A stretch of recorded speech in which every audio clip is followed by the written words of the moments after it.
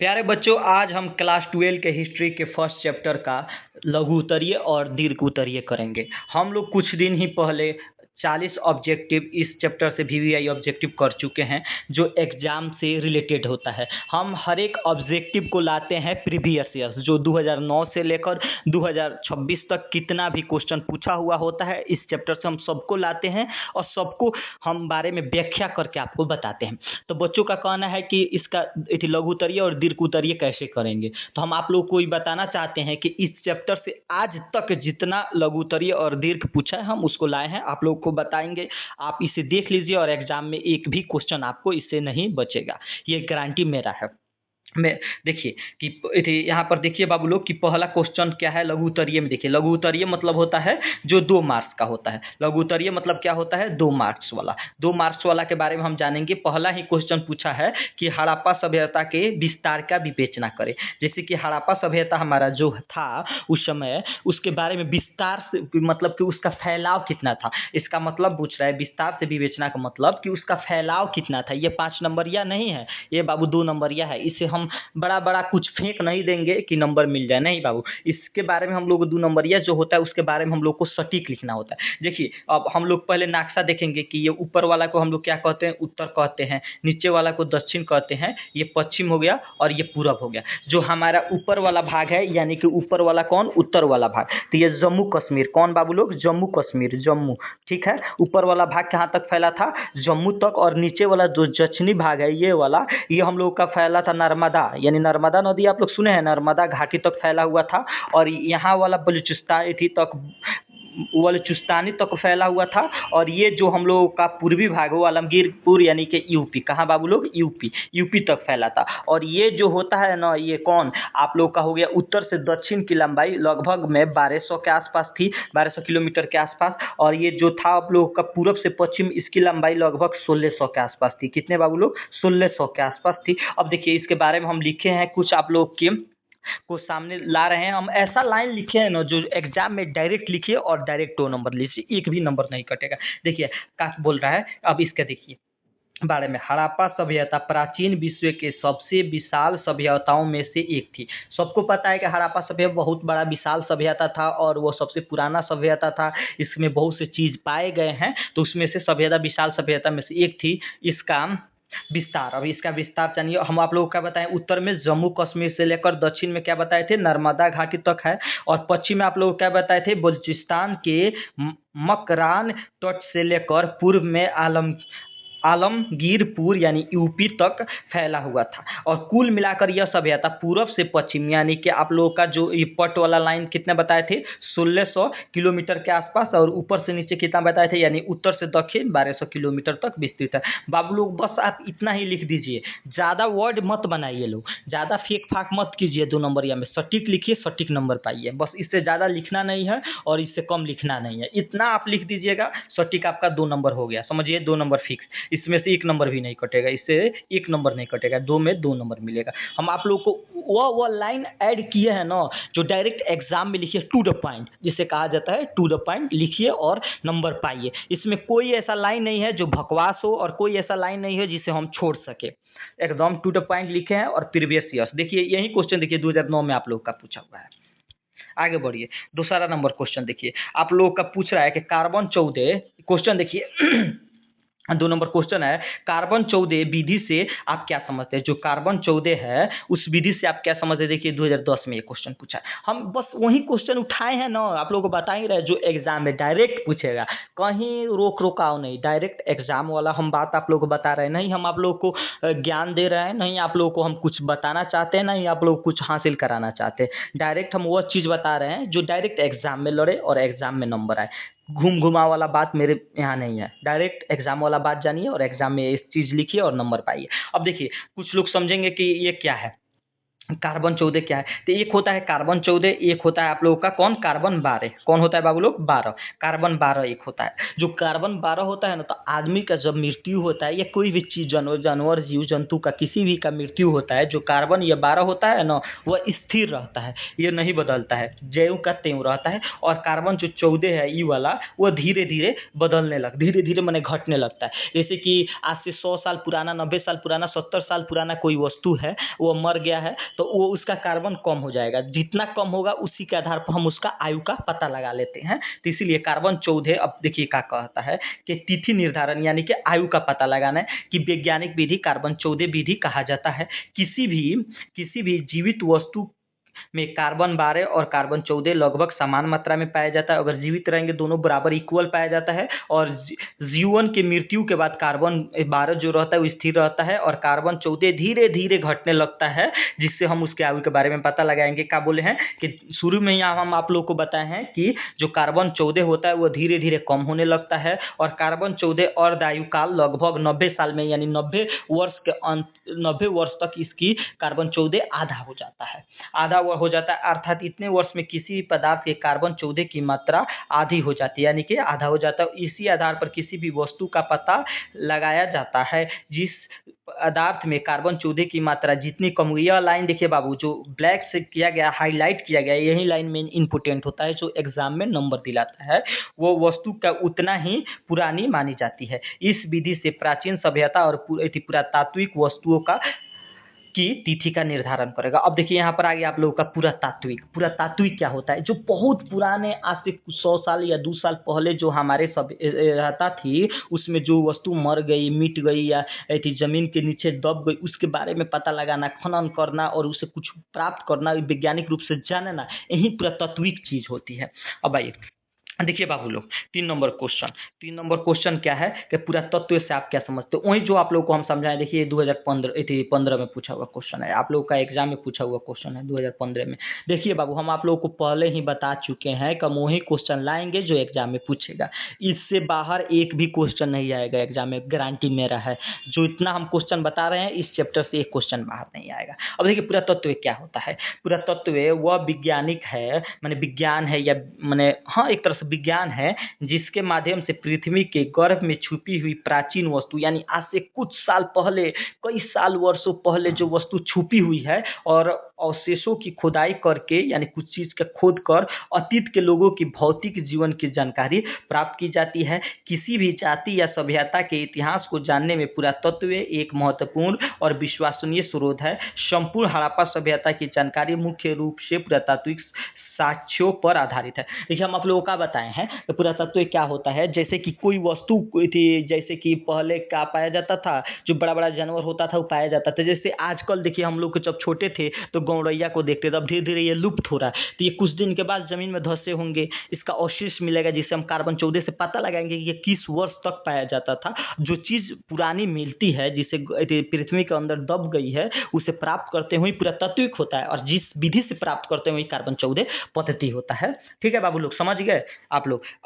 देखिए 4 number question क्या? हड़प्पा सभ्यता की जल निकासी कैसी थी? क्या है बाबू लोग क्वेश्चन का? हड़प्पा सभ्यता की जल निकासी कैसी थी? कुछ लोग के माइंड में ये आता है, जो ये था बहुत साल पूर्व पहले की बात है, हड़प्पा सभ्यता बहुत साल पहले की बात है, सबको पता है कि बहुत साल पहले की बात है। तो लोग सोचेंगे उस समय तो पानी का निकासी अच्छा नहीं होगा, ना शौचालय होगा, ना कुछ होगा, लोग ऐसे नल नाली का पानी पीते होंगे लोग और बाहर जाकर करते होंगे। नहीं बाबू, उस समय पानी का संपूर्ण निकासी था, शौचालय भी था, सब कुछ ऐसा व्यवस्था उस टाइम था। तो देखिए हड़प्पा सभ्यता के नगर नियोजन में जल निकासी की अत्यंत विकसित व्यवस्था थी। देखिए बाबू लोग, अधिकांश घरों में निजी अपने कुएं थे। जैसे कि आजकल के अधिकांश लोगों के घर में अपना नल होता है, कल होता है, आपका मोटर होता है, नल टंकी सब कुछ होता है, अपने जीने के हिसाब से सुविधा सब कुछ रहता है। उसी हिसाब पहले निजी कुआं था, स्नान घर यानी जिसमें नहाया जाता है, शौचालय बने होते हैं। घरों के रसोई घर, स्नान घर, शौचालय का गंदा पानी छोटी छोटी नाली से होकर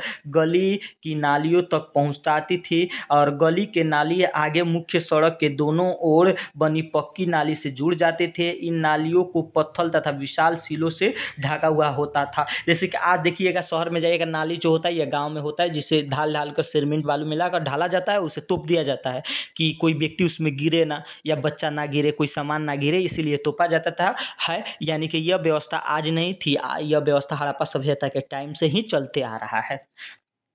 नाली की सफाई और कूड़ा निकालने के लिए बीच बीच में छोड़ थी, नाले टाइप में जगह छोड़ दिया जाते थे। इससे स्पष्ट होता है कि हड़प्पा सभ्यता की जल निकासी व्यवस्था बहुत ही उन्नति थी यानी विकसित थी। उस समय लोग सोचते थे, समझते थे, सब कुछ व्यवस्थित तरीका से करते थे।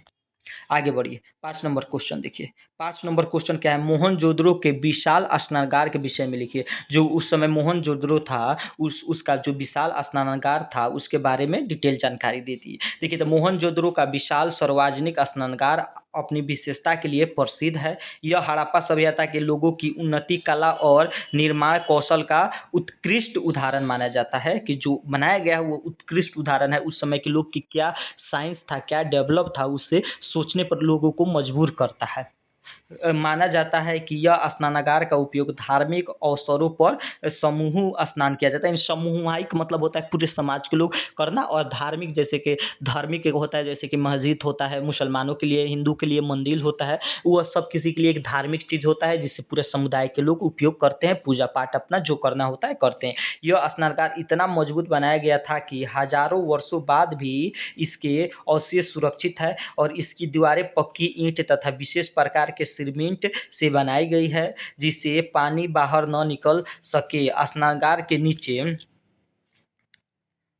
नीचे उतरने के लिए सीढ़ी भी बनाई गई है।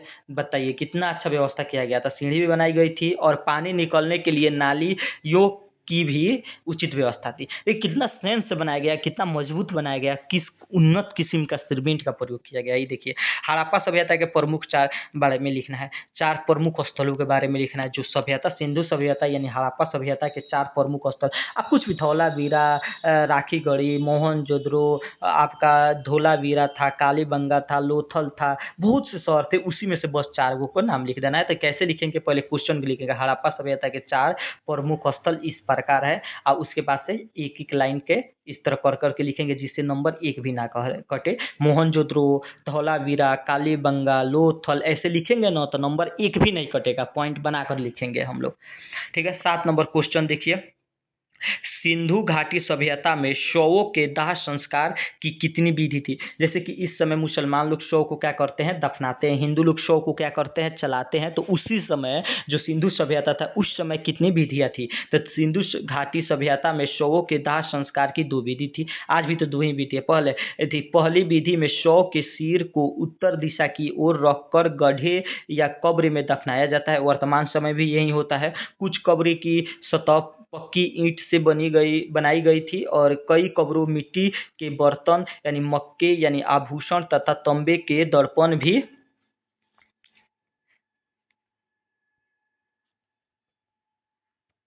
मिले हैं। धौलावीरा में कब्रों के निर्माण में पत्थरों का भी उपयोग किया जाता है। आज भी देखिए बहुत लोग का होता है कि कब्र बना देते हैं और चारों ओर से ईंट से जोड़ देता है लोग, जो कि बहुत दिन तक चले। कुछ लोग होता है कि बस बांस से घेर देगा, आने वाले कुछ समय में वो खत्म उत्तम हो जाता है, नहीं दिखता है कि यहाँ पर कब्र था या नहीं था।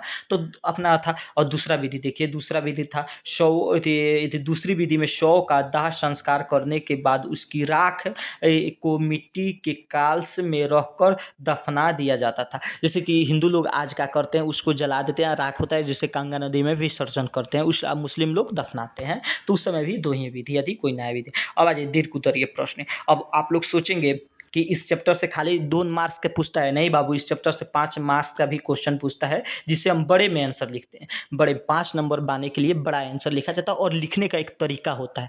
कुछ भी आप लिख दीजिएगा तो नंबर नहीं मिलेगा। कैसे लिखना है ये सबसे इंपॉर्टेंट होता है। आप कुछ भी लिख दीजिएगा नंबर मिल जाएगा? नहीं बाबू, कुछ भी लिख दीजिएगा लेकिन सही तरीका से लिख दीजिएगा तो नंबर मिलेगा ही। अब आइए आप लोगों को सबसे पहले हम तरीका बताएंगे कैसे लिखना है। सबसे पहले आपको किसी भी 5 नंबरिया का आंसर लिखना हो तो पॉइंट बनाइए। जितना आप पॉइंट बनाइएगा उतना अच्छा नंबर मिलेगा। आइए देखते हैं क्वेश्चन क्या बोल रहा है।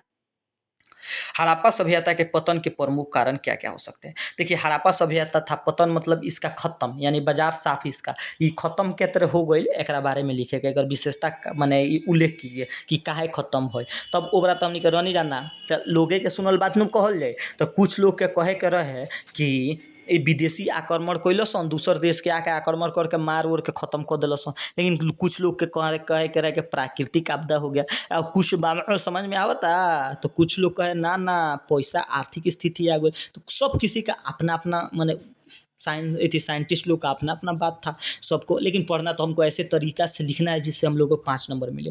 तो हम कारण 5 देंगे। कितना कारण देंगे बाबू लोग? 5 देंगे। तो देखिए, पहले लिखेंगे 1 नंबर कारण, जैसे हो गया आपका विदेशी आक्रमण, नीचे उसके लिखेंगे दूसरा कारण हो गया प्राकृतिक आपदा, तीसरा कारण आप लोगों का हो गया, जो ऐसे करके लिखेंगे। और उसके बाद में लिखेंगे फिर 1 नंबर करके लिखेंगे। एक में लिख देंगे आप लोगों का क्या? विदेशी आक्रमण। अब देखिए, विदेशी आक्रमण के नीचे क्या लिखेंगे? मोहनजोदड़ो से मिलने वाली नर कला, बिखरे हुए हथियार और अन्य अवशेषों के आधार पर कुछ विद्वानों का मानना है कि हड़प्पा सभ्यता का विनाश विदेशी आक्रमणकारियों ने किया। कुछ इतिहासकार इन्हें आर्य मानते हैं, लेकिन आधुनिक विद्वान इस मत से पूरी तरह सहमत नहीं है। कहते हैं भाई कि नहीं हो सकता है। अब आइए प्राकृतिक आपदा के बारे में जानिए। प्राकृतिक आपदा के बारे में जानिए। कुछ लोग का कहना है कि प्राकृतिक आपदा, तो हड़प्पा सभ्यता के पतन का एक प्रमुख कारण प्राकृतिक आपदा भी मानी जाती है। बाढ़, भूकंप, नदी के मार्ग में परिवर्तन, जलवायु परिवर्तन, भूमि की उर्वरता की कमी, सुखाव तथा जंगलों की कटाई जैसी घटनाओं ने सभ्यता को कमजोर किया। इसके अलावा मलेरिया और प्लेग जैसी महामारी से भी जनसंख्या बुरी तरह से प्रभावित हुई। लेकिन कुछ लोगों का कहना है प्रशासनिक विधि कहता है समय के साथ हड़प्पा सभ्यता की प्रशासनिक व्यवस्था कमजोर पड़ने लगी। शासन का नियंत्रण समाप्त होने लगा, जिससे नगरों की सुविधाएं, योजन और लोगों के जीवन स्तर में गिरावट आने लगी। धीरे धीरे शहरी जीवन का स्थान ग्रामीण जीवन में ले लिया। जैसे शहर से ग्राम होने, लेकिन प्रशासनिक अच्छा नहीं थी, जिससे लोगों में गिरावट आया, का होना धीरे धीरे गिर गया। अब देखिए, कुछ लोगों का मानना है आर्थिक कारण। हड़प्पा सभ्यता के पतन का सबसे महत्वपूर्ण आर्थिक कारण कमजोर थी। जैसे कि आदमी का आर्थिक अगर कमजोर हो ना, तो आदमी चाह के भी कुछ नहीं कर सकता। तो ये जीवन में बाबू पढ़िए लिखिए, लेकिन पैसा पर मेन फोकस कमाना, मेन फोकस जिंदगी में पैसा ही कमाना होता है। पैसा के अलावा आपकी कोई पहचान नहीं है दुनिया में। तो कमजोरी थी।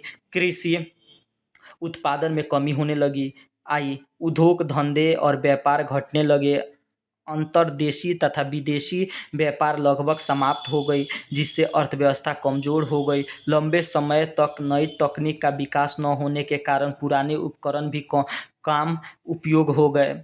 परिणाम स्वरूप विकसित नगरों का पतन हो गया। कुछ लोगों का मानना है कि नदियों के मार्ग में परिवर्तन के कारण हो गया। नदियों में मार्ग के परिवर्तन के कारण। कुछ इतिहासकार का मानना है कि सिंधु तथा सरस्वती जैसी नदी के मार्ग बदल जाने या सूख जाने से कृषि, व्यापार और लोगों के जीवन पर पूरा प्रभाव पड़ा। जैसे नदी सूख जाएंगे तो खेती कैसे होगा, ज़्यादा होंगे तो बाढ़ आ जाएगा, इसका प्रभाव पड़ा। और पानी की कमी के कारण लोग नगरों को छोड़कर अन्य स्थानों पर बसने लगे। इससे हड़प्पा सभ्यता का पतन हो गया। 2 नंबर क्वेश्चन पे देखिए बाबू, ये हाल ही में पूछा है। जो नंबर क्वेश्चन है ना, 2023 में पूछा है। 2023 का ही क्वेश्चन है बाबू। आपको बचना नहीं है, नहीं डरना है, बस डटकर लड़ना है। नंबर लाना नंबर मेरा काम है, क्वेश्चन लड़ाना मेरा काम है, बस पढ़ना आपका काम है। हड़प्पा सभ्यता की धार्मिक एवं सामाजिक स्थिति की विवेचना करना है। कुछ समय धार्मिक क्या थी और समाज कैसे थे। तो हड़प्पा सभ्यता के धार्मिक और सामाजिक स्थिति का ज्ञान मुख्य रूप से उत्खनन से प्राप्त अवशेष के आधार पर किया जाता है। इस सभ्यता से कोई लिखित धार्मिक ग्रंथ या मंदिर प्राप्त नहीं हुआ है। कुछ भी प्राप्त नहीं हुआ है, नहीं कोई ग्रंथ प्राप्त हुआ है। अब धार्मिक जीवन में आइए, आप धार्मिक जीवन के बारे में जानेंगे। धार्मिक जीवन, अब आप लोग को क्या देखना है? धार्मिक जीवन। धार्मिक जीवन में क्या, हड़प्पा सभ्यता के धार्मिक जीवन का प्रमुख विशेषता। अब आप जितना पॉइंट बनाइएगा नंबर आपको मिलेगा। अब उस पर आप कैसे जानेंगे कि धार्मिक चीज क्या थी? तो मंदिरों का अभाव। पहले था हड़प्पा सभ्यता में कोई मंदिर नहीं मिला, यानी कि मंदिरों का अभाव था। हड़प्पा सभ्यता में मिस्र और मेसोपोटामिया के सतह पर कोई मंदिर या धार्मिक भावनाएं प्राप्त नहीं हुई। जो धार्मिक चीज थी, कोई भी चीज मेसोपोटामिया या मिस्र में प्राप्त नहीं हुआ है, जिससे पता चलता है कि उस समय कोई धार्मिक विशेषता नहीं थी। ये थी मातृ देवी की पूजा। मोहनजोदड़ो और हड़प्पा सभ्यता से प्राप्त मिट्टी की एक स्त्री मूर्तियों से प्राप्त चलता है कि लोग मातृ देवी की पूजा करते थे और मातृ देवी को उर्वरता और शक्ति का प्रतीक मानते थे। लोग पूजा करते थे और उर्वर क्षमता के शक्ति और प्रतीक मानते थे। पृथ्वी की पूजा, यदि एक मूर्ति में स्त्री के गर्भ से पौधा निकाला हुआ दिखाई दिया, इसके अनुमान लगाया गया कि हड़प्पा वासी धरती को उर्वरता की देवी मानकर पूजा करते थे कि ये धरती हमारी माँ है, धरती से हमें उर्वरता मिलता है जिससे कृषि खेती होता है और जिससे हमारी पालन पोषण होता है, यानी कि धरती हमारी माँ है उस समय के। लेकिन अब आइए लिंग योनि पूजा। लिंग योनि यानी कि आप लोग के लिंग के आधार पर हड़प्पा सभ्यता से पत्थर और मिट्टी से बनी लिंग और योनि के अवशेष मिले हैं, इससे लिंग पूजन का प्रमाण मिलता है। वृक्ष पूजा, हड़प्पा वासी पीपल के वृक्ष की पूजा करते थे। मोहनजोदड़ो की एक मुद्रा मतलब कि पैसा पर पीपल का टहनी का चित्र मिला, यानी कि उस समय के लोग पीपल का पूजा करते थे। अब आइए आप लोग का सामाजिक जीवन में देखिए सामाजिक जीवन कैसा है उस समय में। सामाजिक जीवन क्या, हड़प्पा सभ्यता का सामाजिक जीवन व्यवस्थित और सुख सुविधाओं से युक्त था। परिवार समाज की मुख्य इकाई थी। कुछ विद्वानों के अनुसार समाज मातृसत्तात्मक था। आगे बढ़िए, सामाजिक जीवन की प्रमुख विशेषता में क्या होगा, आप समाज में क्या मैंने एक्सपेक्ट करते हैं कि समाज में क्या क्या होना चाहिए। आपको भोजन मिले, पहचान आपका हो, पहनावा हो, घर हो, रहने का सहन हो, बोलने का तरीका हो, तो उसमें से पहला आपका भोजन। हड़प्पा सभ्यता के लोग शाकाहारी भी और मांसाहारी दोनों प्रकार के भोजन करते थे, यानी साग सब्जी भी खाते थे और गोश्त मछली भी खाते थे। पहनावा, खुदाई में मिली सुइयों से पता चलता है कि वे सिले हुए वस्त्र पहनते थे। सुई से पता चलता है, अगर सुई उस समय था यानी कि सिले हुए वस्त्र ही पहनते थे, तब सुई का अवशेष मिला है। तो अब तीसरा देखिए, तीसरा में क्या बोल रहा है, केश विन्यास, मतलब कि केश विन्यास का मतलब क्या हुआ, केश विन्यास का मतलब हुआ स्त्री जूता बनाती थी जबकि पुरुष लंबे बाल तथा दाढ़ी मोछ रखते थे। इससे पता चलता है कि पुरुष जूता बनाती थी स्त्रियां, और जो पुरुष होते थे बड़े बड़े लंबे लंबे बाल दाढ़ी रखते थे। आभूषण भी मिला, हड़प्पा वासी आभूषण पहनने के शौकीन थे। वे कंठहार, कर्णफूल, हंसुली, भुजबंद, कड़ा, अंगूठी और करधनी आदि पहनते थे। श्रृंगार में आइए, श्रृंगार तो आज भी है, उस समय भी श्रृंगार बाबू रहेगा। लड़की है तो श्रृंगार है। स्त्री स्त्री काजल, पाउडर आदि का प्रयोग करती थी। शीशा, कंघी, तांबे के दर्पण का भी प्रयोग होता था। चनहुडरों से लिपस्टिक का प्रयोग भी प्रमाण मिलता है, यानी कि इससे यह पता चलता है कि उस समय होता था। लोग आभूषण का बहुत ज़्यादा शौकीन थे। आभूषण बनने की सामग्री, आभूषण कैसे बनते थे उसका सामग्री, आभूषण बनने की सामग्री, आभूषण बहुमूल्य पत्थरों, हाथी के दांत, हड्डियों और शंख आदि से बनते थे। आइए बाबू 2024 का एक क्वेश्चन कर लेते हैं। हड़प्पा सभ्यता के नगर नियोजन प्रणाली की विवेचना कीजिए। ये जो 2024 में ये क्वेश्चन पूछा हुआ है। नगर नियोजन हड़प्पा सभ्यता के सबसे प्रमुख विशेषता थी। हड़प्पा और मोहनजोदड़ो की खुदाई से पता चलता है कि इन नगरों का निर्माण सुनियोजित योजना के अनुसार किया गया था। प्रत्येक नगर में ऊंचे भाग पर दुर्ग तथा उसके बाहर निचले भाग में सामान्यतः लोग के रहने के लिए मकान बने थे। दुर्ग की ऊंचाई और चौड़ाई प्रचुर सुरक्षित दीवार से घिरे हुए थे और तथा उनमें बुर्ज और मुख्य द्वार बने होते थे। हड़प्पा सभ्यता के नगर नियोजन प्रणाली के प्रमुख विशेषताएं निम्नलिखित है। उसकी विशेषताएं के बारे में जानिए। उसकी विशेषताएं क्या है। सड़क व्यवस्था, उस समय की सड़क व्यवस्था की क्या थी, तो मोहनजोदड़ो की सड़क चौड़ी, सीधी और समतल थी। मुख्य सड़क का लगभग 9.15 मीटर चौड़ी थी, जबकि अन्य सड़कें 2.75 से 3.66 मीटर चौड़ी होती थी। मुख्य माने जो कि आज समय लोग कहा जाता है हाईवे, वो मुख्य हो गया। जो गांव देहात का सड़क होते थे वो प्रमुख हो गए। सड़क एक दूसरे के समकोण यानी 90 डिग्री पर काटती थी, जिससे पूरा नगर कई भागों में बंट जाता था और इसे जल पद्धति या ऑक्सफोर्ड सर्कस कहा जाता था। और सड़कों और गलियों की नियमित सफाई होती थी तथा जगह जगह कूड़ेदान और गड्ढे की व्यवस्था भी किया गया था।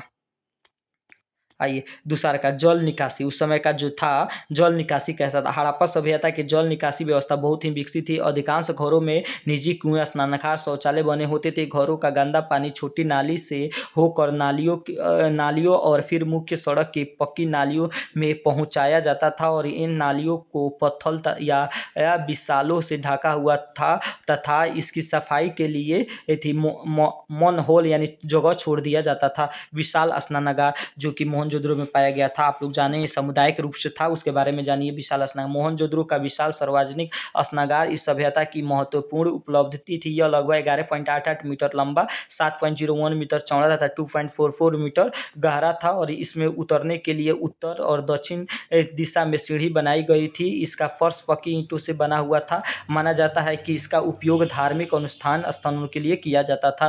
4 नंबर स्नानागार, आइए जो स्नानागार था उसके बारे में जानिए। स्नानागार के बारे में मोहनजोदड़ो और हड़प्पा दोनों में स्थानों से विशाल स्नानागार मिले हैं। हड़प्पा में 12 धान्य कोठार मिले हैं जो 2 कतारों में बने थे। इनमें हवा आने जाने की उचित व्यवस्था थी जिससे अनाज सुरक्षित रह सके। पक्की ईंटों का प्रयोग, इसमें भी पक्की ईंटों का प्रयोग किया गया था। हड़प्पा सभ्यता के नगरों में पक्की एक समान आकार की ईंटों का प्रयोग किया जाता था। यही कारण है कि यहाँ के भवन और अन्य निर्माण बहुत मजबूत थे। बाबू आप लोगों का ये क्वेश्चन हुआ समाप्त। 3 हम आप लोगों को दीर्घ कराए हैं और 7 लघु उत्तरीय क्वेश्चन कराए हैं। दोनों मिलाकर 10 क्वेश्चन कराए हैं। कितने बाबू लोग? 10 क्वेश्चन कराए हैं, 10।